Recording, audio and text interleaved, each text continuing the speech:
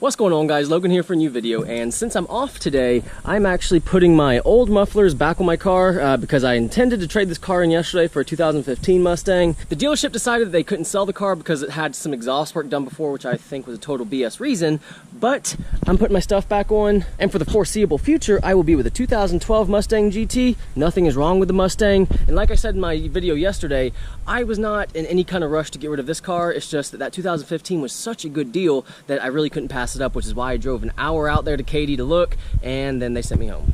But before I put these Outlaws back on my car, what I'm going to do is I'm going to rev my car just so y'all can hear what my car sounds like with JBA long tube headers and the resonator delete. Gosh dang it, B. But I'm going to show y'all what my car sounds like with the stock mufflers, no mufflers, and then the Flowmaster Outlaws.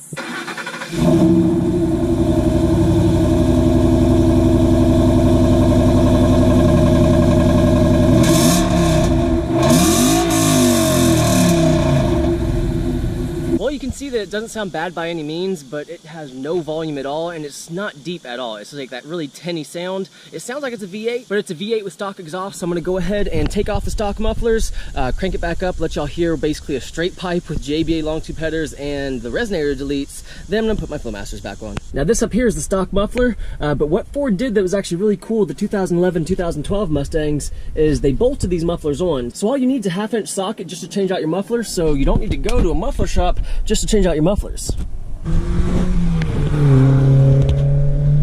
Okay, so I went ahead and took off my mufflers. As you can see, the inside are the stock mufflers, the outside are the Flowmaster Outlaws, and there's a huge weight difference. That's very obvious just from taking off the stock mufflers.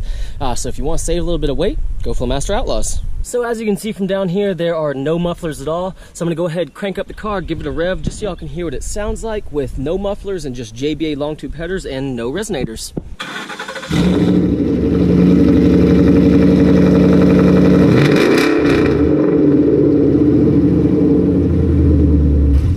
Okay, I only took that to 3,500.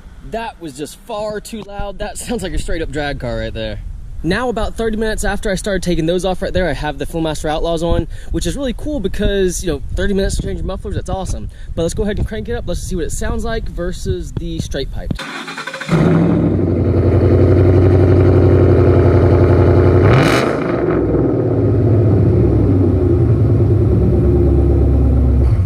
That sounds good, not too obnoxiously loud, but still sounds deep and good. And again, I only took it to 3,500 because I do have neighbors and I care about them, so I didn't want to go too loud. So now that I have my Flowmaster Outlaws back on, I'm gonna go ahead and put my cold air intake back on. It'll take about 2 seconds literally, because all I have to do is unbolt that bolt right there, take this clamp off right here, and the entire cold air intake comes right out. I put the Roush cold air intake back on and I'll be good as new. Now one thing that I think that Ford Engineering did really good is this down here. You can see that all the air is being sucked into this little tube right here, which if you follow the tube, it goes through right there and it ends up right there.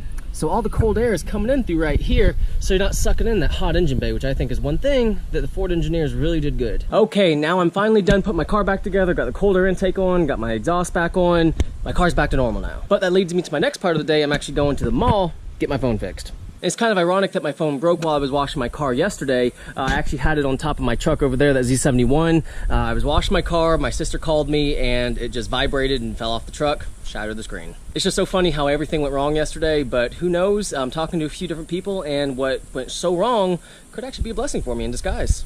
And what's going on, guys? I actually just got home from the gym. I went to the mall, fixed my phone, then went and worked out, had a really good workout. But I want to take this moment to say thank you to all my subscribers who were, saying, that sucks that, that they didn't give me that car. And even a lot of y'all were actually looking for cars, some good deals around y'all's areas. So honestly, thank you so much. People like Matt Rosie and Silver 4 Valve, that is on Instagram, I really do appreciate y'all. Y'all are honestly a huge help for me, and I really feel like I have the best subscribers out on YouTube, because any moment that I've had that's been like an inconvenience in my life, y'all have always reached out to try to help. Like when I got rear-ended, people were looking at rear bumpers in my area. When I got flooded, people were trying to help me out as far as, finding cheap houses in the area. Look at this, she's a little tiny 30-pound dog. He's nearly a 100-pound German Shepherd, and she can get him.